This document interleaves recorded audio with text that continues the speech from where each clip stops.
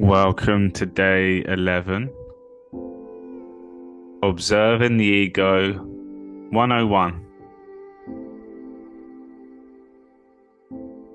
So yesterday we said strip it right back, become the observer, and start with self. So bringing awareness to the ego, we have to bring awareness to our ego, ourself.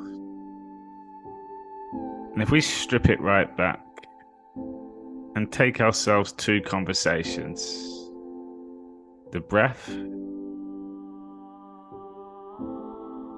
stillness, and the facial expressions. That's as far stripped back as you can take it. And just by bringing awareness to those three, you'll see how much more control you have in these conversations. You'll certainly see how much more aware you are. And then you'll start hearing that inner dialogue too. It's that awareness. You become aware of being awareness. It's amazing. So now we're going to bring awareness and pay attention to the other. So what are we looking out for? And as we know, we can only control we. We're only in control of the self. And the way that others are, how they turn up, how they speak, their attitude, their energy, that is out of our control. That's a powerful teaching to always remember. That is out of our control. And we also know everyone's entitled to their opinions and their beliefs. They're entitled, it doesn't make it a truth. Who are we to disagree with the opinions and beliefs?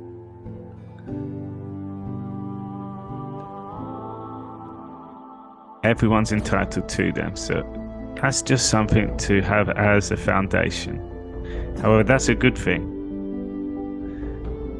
Because when we're bringing awareness to the ego, there's so many more things that we can pay attention to. So we're going to strip it right back today as well. So it's almost like a role play. And to go into a conversation scenario, imagine you're there now. And our intention is listen like a stone with ears. Like, let's have some fun with this. And remember, in our own time. I go into some conversations, I set one intention, and that's my focus for the whole time. To become the aware observer. But in a conversation, we're both expected to speak. And words are the mind. So from that stillness, from the breath, from the face expressions, we now enter the conversation. So if we can set another intention, a further layer to it,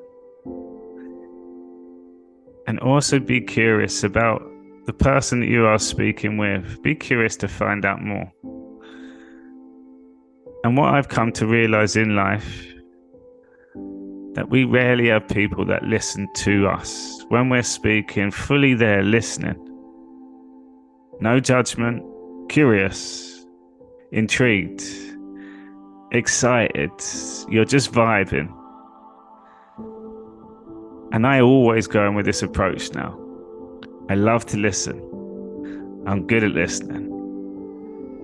And then I find it so fascinating when you allow people to speak and they get into flow. You make them aware of their energy, their passions, their excitement. It becomes interesting. It's a skill, it's a gift.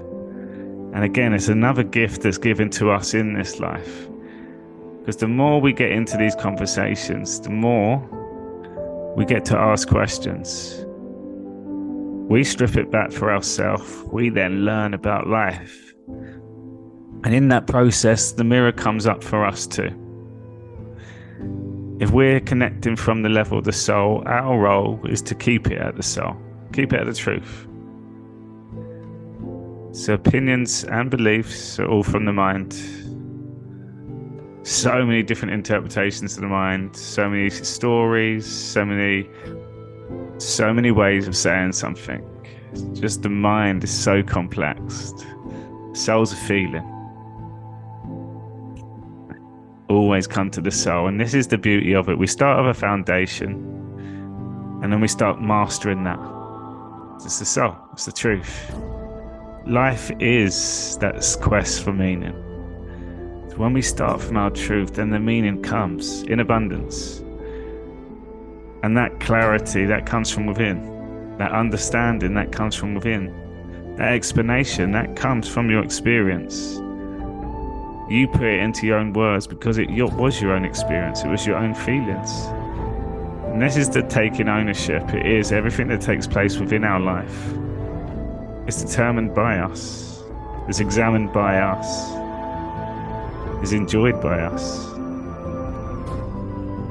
So, with the person we're speaking with now, what are we looking out for to start with?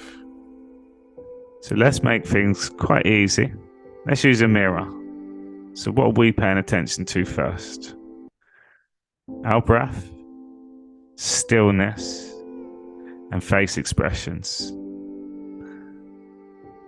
So if we start from there, it's just things to bring awareness to straight away. So stillness is an art, and it's very rare to find people completely still, especially when there's engagement going on. So I say, let's look for movement. And let's look for all the signs. Let's bring awareness to the sound of their voice and the way that they deliver their words. Is it rushed? Is it fast-paced? Is it stutter, start, stop, start, stop? All of these things we're looking out for. Is it a truth or is it the ego? Ego mind, unconscious behaviors.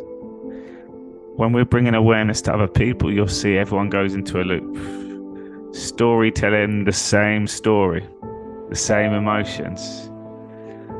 Negativity about the self. Putting their selves down. Then we got the energy. And we got the words that they use. Their attitude. The topic of discussion. Me, me, me. Them, them, them. You. It's so interesting seeing where all this goes. But again, so much to pay attention to. So bring it back. Let's go from the energy. Fear or love? Because that's the truth. The love is the soul, it's energy. Let's start there. Movement attached to that energy. If there's movement at all, fidgeting, tapping, biting, that's using energy. So if they're using energy, it's not always going to be in their love space if it's unconscious. So movement and energy, connect the two. And remember, we're protecting our space. We are in control. So it is irrelevant what goes on the other person. Yet it's creating our boundaries. And this is why I like intentions. So if I'm going to sit all the way through this, regardless of what coming my way, I'm sitting all the way through. That's not always the case in my life. I go into conversations, if I know straight away, this ain't going anywhere. In fact, this person's quite spiteful. This person's not my cup of tea. I then say no at that point. I know now. I always give people the benefit of the doubt. 3 strikes and you're out. You've heard that one before. I'm now taking that 3 strikes, body, mind, and soul. I also know. And at the same time, I don't know of what has been going on in people's life. What's gone on in their past? What is their story? All these things, I haven't got a clue. So some people will turn up in a bad mood. Some people are having a bad day. Some people are having a bad life. Yet they turn up for a reason. We always say about manifesting people into your lives. I like to now flip that. Why have they manifested me? It's 2 ways. And if they are in pain, if they are suffering, if they are angry, Well, I know I can help that. So a conversation, a partnership, a relationship, it still takes two. We've manifested each other. Again, we don't know each other's stories, so set as an intention. However, this is where it comes to soul and ego from love. Because some people are just unconscious. They mean no harm. And then you got ego on the other spectrum. Outright rude, disgusting, angry, violent, miserable, I put in that category. Just so far away from my truth. So there's a difference there. Other thing that I've learned now about people, there's gauges, and people all have their buttons, and when they get pushed so much, we see a different ego. And I'm speaking from personal experience too. Even where I am now, of all my awareness, mine went off so much the other day, which we'll come on to. And I realized it was because I kept myself in the same environment, doing the same thing, continue to the point where I let myself go. And when I look back, it was my fault. I chose still to stay there. So they're warning signs still. And again, we find ourselves in these situations. It's how we deal with it. It's how we reflect from it. It's what we take from it. There's teachings everywhere. So again, all of this now, my experience, I then put them onto a post online. I do a live. I'm doing videos here. All my experiences now, there's always teachings to share. We all go through these experiences. So energy. Love is a truth. Anything that's not our truth is fear. So just from energy alone. So we can have people in our lives and they're uncomfortable, they're fidgety, they seem stressed, they seem upset, they seem like they're worrying. There's a bit of sadness there. All these signs, I'm cool with that. Then on the extreme of fear, just nasty. Spiteful. They just want to cause a bit of trouble. They're not in a good mood at all. I don't entertain that anymore. Remember my castle. And if we look at it, they're coming to our castle. The temple inside your body. That's your feelings. So your mind is the outside of the castle, the gatekeepers. I like to even call them the bouncers. Each one of the bouncers of the mind, the disciples, the discipline, they have their terms and conditions to getting into the castle. And everyone's going to try to come to the truth. It's the place to be. Your soul is so magic, it's so special. And people envy that. And the flip side, people get jealous over that. So they're always going to try and get in. So we have discipline at the mind, knowing that what comes in is a choice to serve our soul. Or if we're not paying attention, to corrupt the soul. It's one or the other. So the more we work at the mind, the more freedom we have at the soul. So I have a 3-strike rule. And then there's different ways of using a bouncer analogy to the point where it gets to a heated discussion. And these layers are important to bring awareness to, because you'll have all your own signs over the years. People closest to you, it's just somehow we fall back into the same argument. It's repeated behaviors. Sometimes people just know how to push the buttons just enough for you to go. So protect your energy. We say stay on the path.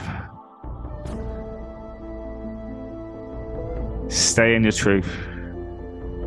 Remember, we're paying attention to our actions, but we also, in a conversation, it's still our energy space. So we still, from their energy, we can ask questions to change that mood.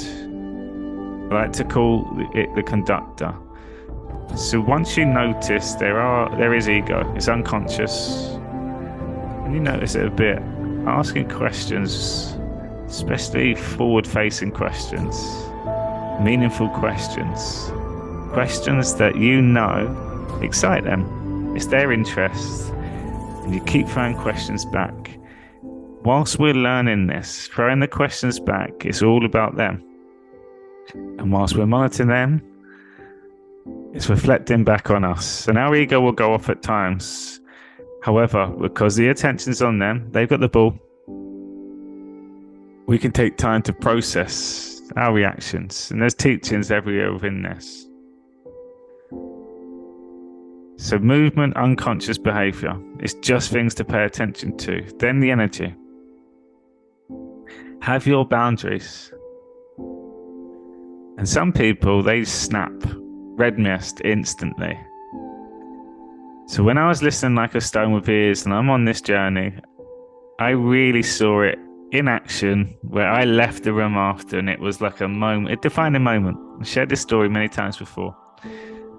So during COVID, I pretty much had enough of my gym business. 12 years, 2 studios in London, fitness education. It was my passion. I loved working with people. I loved the results we got. I loved educating, getting students into the industry. I loved it all. And 12 years is a long time. I grew into a man. I was a boy looking back. And I had a business partner. We didn't see eye to eye on many things outside the gym. We never argued on money. That was one thing that we was always good with. Yet we didn't see eye to eye on a lot. And there was arguing. And I used to hate, and I used to use that word all the time. And what was it that I hated? Is how I hated how I felt. And I only realized when it comes to feelings many years after. I didn't like getting into arguing because I used to say, he's the best at arguing. I always forget, I can't remember. And I realized why that was after I had this defining moment. This was a common thing, a build up over years. And a lot of times I would avoid getting into the arguments because of my energy. I didn't see the point of it. I'll get on with it. And I think it become just a habit from both parties. So Mr. Enlightened, Mr. Hearts opened up. There was one day where unsure how we even got into this conversation, but it felt like he was having a go again. And you'll see I'll take responsibility and ownership of all of my stories now. Rarely talk about the other person, but from this point of view, for this story, he kicked off for no reason. And then there was an intervention. I'm looking back, that was God. The phone rang, and then there was something going on outside at the same time. So he had to go out. He was angry as soon as he left. But in that moment, I'm like, right, I'm going to sit through this. I'm not going to give him anything to feed off anymore. I'm working on ego. I'm learning about ego. I've just learned listen like a stone with ears. And he comes back in. It's like he pepped himself up. And he went. And I just stayed there. And what did I do? My breath was calm. My face was neutral. Completely still. There was stillness all around. And I was just watching him go. And I remember I had the little voice in my head going, oh my God, he's so angry. And he kept going. And I was just like, little nod of my head now and then, and in my head going, wow, that's it, he's so angry. He just keeps going. And it just went on and on and on. And I actually wrote a poem about this. My face was so still that I could imagine that I was a fly sitting on my face, that my skin had gone asleep. And I was just staring. And I had to put my hand up in the air and I stopped him. I went, you're going to apologize for this? I'll never apologize to you. Put my hand up again. I said, well, you will this time. I walked out. And I remember going up the stairs, walking out, and it's like my soul's going, well done, Harry. Proud of you. And it was that hallelujah moment after. I did something that I should have done a long time ago. Well, that's what I felt. Without all those experiences before, that moment wouldn't have happened. That guy turned out to be my biggest teacher in life, one of my biggest teachers. The yin and yang, polar opposites on many things. ego, soul on a lot of things, both sides. And it was from that moment I realized why I wasn't good at arguing was because I allowed them to come into my space from their energy. The anger, the fear. It was irrelevant what words were coming out of their mouth. I used to allow people to stand over me. I'd always sit at a desk. Like, if you want to moan, they'd stand over me with fear, with anger. That's why I couldn't get my words out. That's what they were good at, because they were on top of energy. So in that moment, I realized, wow, it's the anger, because that doesn't enter my world. If we looked at ego again, we said we got the ego from love, just unconscious, unaware, like most of us. Then you've got the other side, not acceptable in my world, so it went flip. And because I set the intention to stay all the way through, I saw it all the way through, and it was almost like I've been to the worst now in terms of how people speak to you. I had it many times in life, but I sat through it all in full control. It was that moment of wow. And if I can get myself through that one, then any other conversation going forward, I'm in control. So their energy is a big one. Pay attention to their face expressions throughout the conversation, because we're not expecting to come into conversations and it's arguing all the time. What we're looking at now is our full spectrum. And within the conversation, we know how it goes. The conversation flows from one topic to another, and then all of a sudden, emotions, memories, triggers, words. Yeah, if we're in control and being aware of the conversation, we can stop it without even starting by bringing awareness to the words, their movement, their energy. So what else are we paying attention to? Their body language. Notice, are they tight around the shoulders? Are they tensing up? Are they rushing with the words that they speak and they're leaning forward towards you? Are they sitting back? Are their arms crossed? All I'm trying to do here is bring awareness to all the things to pay attention to. There's no right or wrong. And like I said earlier, it's you making it right or wrong, you giving it meaning. What does that mean? What does that was interesting. And you'll see, as you continue this, you meet other people with similar traits, moaning about similar things, talking about these topics, and their actions are so same. Labels, attachments, society, all this stuff is a learning curve. It's magic. It's so magic. So their body language, notice. And again, in your head, instead of making meaning of it, ego or soul. Straight away, this is awareness, this is learning. Then you start navigating through this. What's the key objective here at the moment? Our reaction, our breath, our stillness, our face expressions. And then when it comes to our words, how do we deliver those words? Questions back. Answer from the heart. So we work at the start right from the scratch to start with, then we can come out into these. And as we go along on this journey, the expansion, there's so many things we can look at, so many games that we can go into conversations, so many intentions. Is brilliant. And you just keep going and going and going, and there's so much to learn. It's the human experience. That is, I use the word magic all the time. It is though, because you just get to understand so much what's going on, and in the process you're learning all the time. So what else are we paying attention to before it even gets into that? Well, before we go to the meaning odd words, when it's all put in a sentence, just bring awareness to the individual words, negative or positive. The negative words coming out of the mouth, it's always from the ego. The soul is the truth, it's positive words. If they're continuing being negative, you prepare yourself. You get your questions ready. You check in with your energy. Check in with your calmness. And these are all signs now and elements where you can say, no, you can get up and leave, you can stay, you can change it. You're finding what is right for you. You're finding how much tolerance you have. You'll also have some teachings when you can go back to each time. So by being that stone with ears, all it does is bring out the other ego. And if there's nothing to feed off of, they have to melt in that silence. It's in those moments where we do not react to their emotions and just watch. And at the back of your mind, you still have love. Unconditional love. I'm here. I'm always here. That just rings all the time.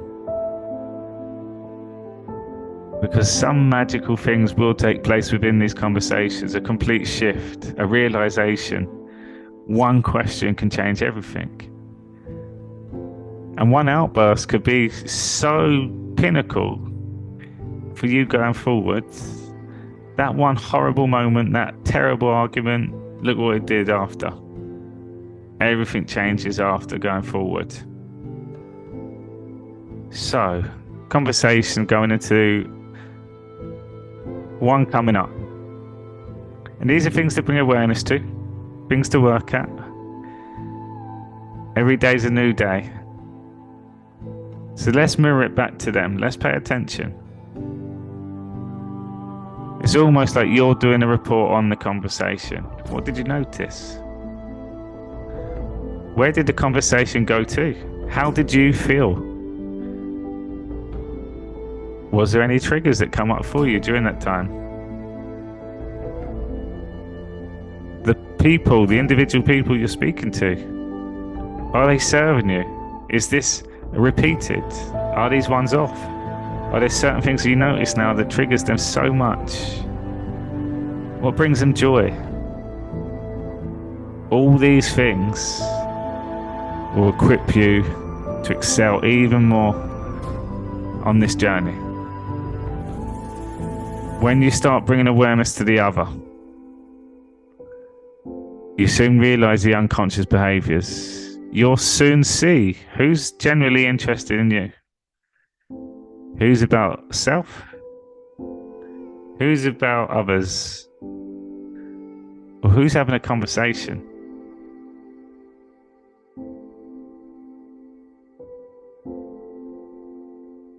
And what we'll start doing then, as we go through the ego, we'll start bringing awareness to some certain points, and we'll stay on them. Many role plays.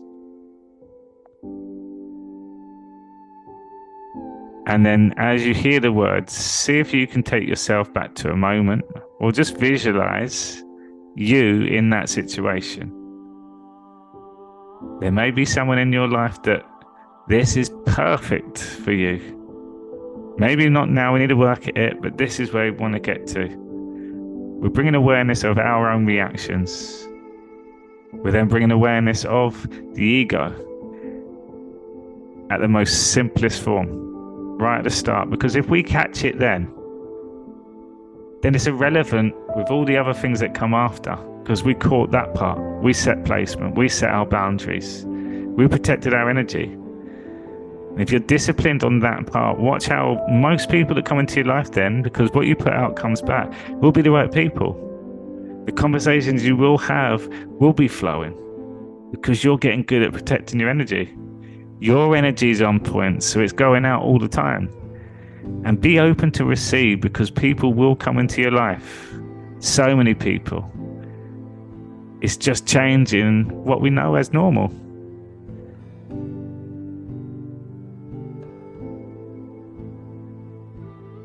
So let me know anything that does come up over the next few days with this. I'd like you to be the critique on yourself as well. What did you learn? How could you improve? What would you do differently? What pushed your buttons? It's enjoyable to hear. So thank you so much, everyone. Observing the Ego 101. Have some fun with it.